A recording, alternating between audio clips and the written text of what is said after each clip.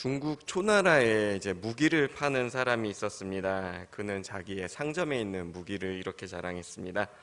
내 방패는 그 어떤 물건으로도 뚫을 수 없습니다.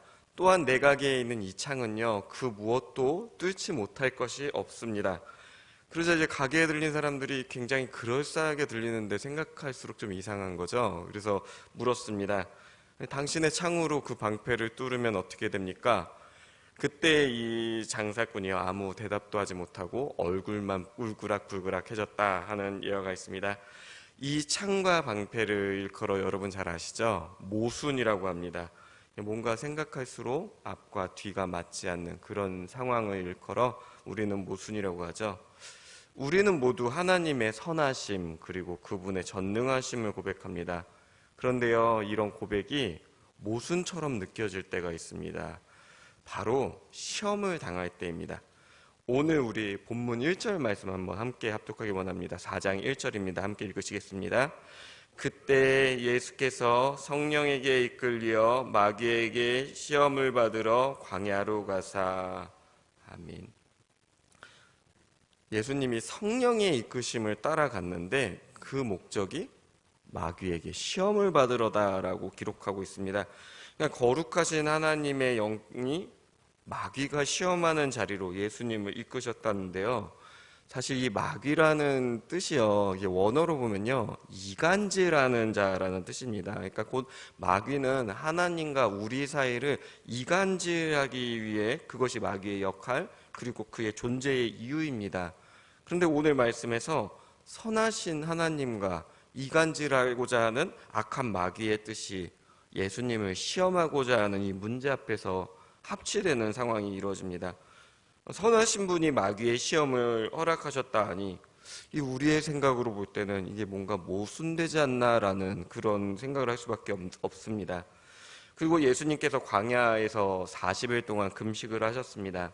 여기서 이 40이라는 숫자는 흔히 이스라엘 민족의 역사에서 아주 중요하게 그들의 시험과 관련된 숫자로 잘 알려져 있습니다.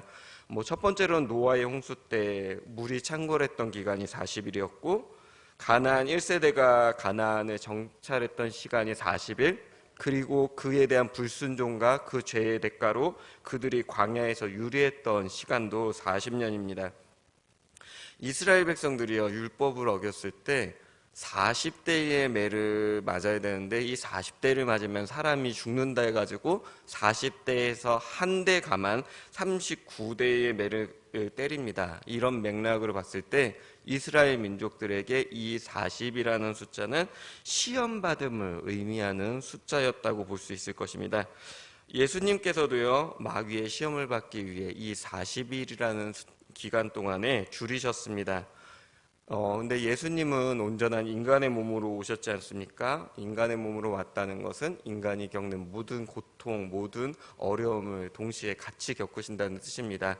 40일 동안에 줄이셨고 또 그 기간 동안에 자신의 영양분이 부족하고 그 줄이고 고통을 겪었다는 것입니다. 사람의 몸이요, 결국은 영양분을 태우면서 사는 거지 않습니까? 내가 먹은 음식을 섭취하는데 사람이 만약에 음식의 섭취가 이제 그치면요, 이런 표현 쓰기 좀 그런데 자기 살을 태워서 산다고 해야 될까요? 자기 몸에 있는 단백질을 다 태워가지고 이제 그 양분을 충족합니다. 그러면서 사람의 몸이 이렇게 비쩍 말라가죠. 그리고 인간이 겪을 수 있는 최고의 고통, 많은 분들이 말할 때 이 배고픔의 고통을 일컫습니다. 그 배고픔의 한계라고 소위 많이 일컫는 40일의 금식을 하셨을 때 마귀로부터 시험을 받게 됩니다. 여러분 살다 보면 모두 공감하시겠지만요, 이 시험은 골라서 오질 않습니다. 우리 모두에게 오는 문제죠. 사실 근데 마귀가 우리를 시험하려고 해도요, 하나님께서 용납하시지 않으면 마귀는 우리에게 어떠한 영향력도 끼칠 수 없습니다. 그래서 우리가 주기도문 외울 때 우리를 시험에 들게 하지 말아달라라고 고백하는 부분도 있지 않습니까? 그러나 하나님께서는요, 종종 마귀가 우리를 시험하는 거 허락하기도 합니다. 특별히 이제 성경에서는 사단이 욥을 시험할 때 그것을 용납하시는 하나님의 모습이 그려지기도 하죠. 우리가 이 모습, 이 상황을 참 모순되게 느끼고 때로는 실제로 그 시험 때문에 크게 낙담하기도 합니다. 어떻게 선하신 하나님께서 악한 마귀의 시험을 용납하여 우리를 아까운 데에 내버려 두시는가? 어쩌면 우리를 사랑하지 않으시기에 낙심하도록 내버려 두는 것은 아닌가? 이런 질문을 하시게 될 때도 있을 것입니다. 3절 말씀 우리가 함께 합독했으면 좋겠습니다. 3절입니다. 4장 3절 말씀 함께 읽으시겠습니다. 시험하는 자가 예수께 나와서 이르되 내가 만일 하나님의 아들이거든 명하여 이 돌들로 떡덩이가 되게 하라. 이 마귀의 첫 번째 시험이요. 사실 이게 자세히 보면은 단순히 배고픔을 자극하는 유혹만은 아닙니다. 하나님의 아들로서 너의 능력을 발휘해보라 라고 말하는 것입니다. 근데 사실요, 능력이 있고요, 자격이 있는 자에게 그 능력을 발휘하라고 말하는 거, 이거 뭐 그렇게 문제인가 싶은 생각도 다시 듭니다. 근데 그때 예수님께서는 기록되었으되 사람이 떡으로만 살 것이 아니오 하나님의 입으로부터 나오는 모든 말씀으로 살 것이라 라고 답변하셨습니다. 나는 하나님의 말씀을 따르러 이곳에 온 것이지 내가 하나님의 아들로서의 그 권능을 자랑하러 온 것이 아니다 라고 말씀하시는 것입니다. 그러자 마귀는 예수님을 거룩한 성전 꼭대기에 데려가 세웠습니다. 그리고 또 말했습니다. 6절 말씀도 우리가 좀 합독하기 원합니다. 6절입니다. 이르되 내가 만일 하나님의 아들이어든 뛰어내리라 기록되었으되 그가 너를 위하여 그의 사자들을 명하시리니 그들이 손으로 너를 받들어 발이 돌에 부딪히지 않게 하리로다 하였느니라. 그러자 예수님은 다시 마귀에게 또 기록되었으되 주 너의 하나님을 시험하지 말라라고 답변했습니다. 그리고 이제 마지막으로 마귀가 지극히 높은 산에서 천하만국을 보여주며 이제 영광을 보여주며 내게 엎드려 절하면 이 모든 것을 주리라 했는데 그때 예수님이 이렇게 말씀하셨습니다. 10절 말씀입니다. 함께 합독하시겠습니다. 올라가라 기록 함께 경배하고 다만 그를 섬기라. 아멘. 예. 이 말씀을 하고 나서 마귀가 떠나고 천사들이 와서 예수님께 수종을 들었습니다. 근데요, 이 시험을요, 잘 생각해 보면요, 이제 마지막 시험을 제외하고는 이게 딱히 잘못된 시험인가라는 질문을 우리는 가질 수 있습니다. 왜냐하면 네가 만일 하나님의 아들이어든 너의 능력을 마음껏 펼쳐라 라는 게 마귀의 요구였습니다. 오늘날 누가 우리에게요, 너의 능력을 마음껏 펼쳐봐라, 너는 자격이 있지 않냐 라고 말하면요, 여러분 과연 그걸 우리가 시험이라 생각할지 의문입니다. 예를 들면 제가 가수 지망생인데 누군가가 너의 실력 한번 뽐내봐 라고 얘기를 하면요, 저는 아마 그거 기회라고 생각할 수도 있을 것 같습니다. 그리고 최선을 다해 노래를 부르겠죠. 그리고 나서 이제 결과가 좋고 사람들의 호응이 좋으면 아 그래 역시 나는 가수가 되어야겠어 라면서 스스로 나를 독려할 수도 있을 것입니다. 가진 것을 누리길 원하는 건요, 우리의 가장 원초적인 심정이라고 해야 될까요? 그런데 예수님께서는 그렇게 하지 않으셨습니다. 예수님은요, 눈앞에서 내가 할 수 있는 거, 나에게 주어진 기회를 본 것이 아니라 그 시험 너머에 계신 하나님의 뜻을 찾으셨습니다. 예수님은 하나님께서 원하시는 것을 따르는 것이 삶의 분명한 우선순위임을 알고 계셨기 때문입니다. 그래서 모든 권세와 영광을 오직 하나님께만 돌렸습니다. 하나님의 말씀으로 말미암아 살리라 말씀하셨고요, 하나님을 시험하지 말라 하셨으며 오직 그분만을 경배하고 섬기라 선포하셨습니다. 여기서 중요한 점은 예수님께서 본인의 권위로 시험에 대항하지 않으셨다는 점입니다. 사실요, 이 하나님의 아들이신 주님이시지 않습니까? 이 주님 대신 예수님 앞에서 마귀가 사실 얼마나 하찮은 존재입니까? 오직 하나님의 뜻이 아니었다면요, 사실 예수님 이런 시험을 받으실 이유조차 없으신 분입니다. 그리고요, 자기한테 이런 소리 할 때요, 솔직히 네가 감히 나에게 이런 짓을 하고도 무사할 줄 아느냐 라고 그를 질책하실 수도 있었습니다. 그런데요, 예수님은 그러지 않으셨습니다. 전적으로 하나님의 말씀을 의존하셨습니다. 그리고 계속해서 기록된 하나님의 말씀을 선포하며 마귀의 시험을 물리치셨습니다. 여러분, 모든 시험에는요, 의도가 있기 마련입니다. 시험이 시작된 이유가 있는 것이죠. 마귀의 목적은요, 예수님께서 인류를 구원하는 이 길을 가지 못하게 하는 것이었습니다. 그러기 위해서 마귀가 알고 있는 방법이, 가장 분명한 방법이 이거였죠. 예수님께서 전능하신 하나님의 아들로만 머물기를 바랬던 것이죠.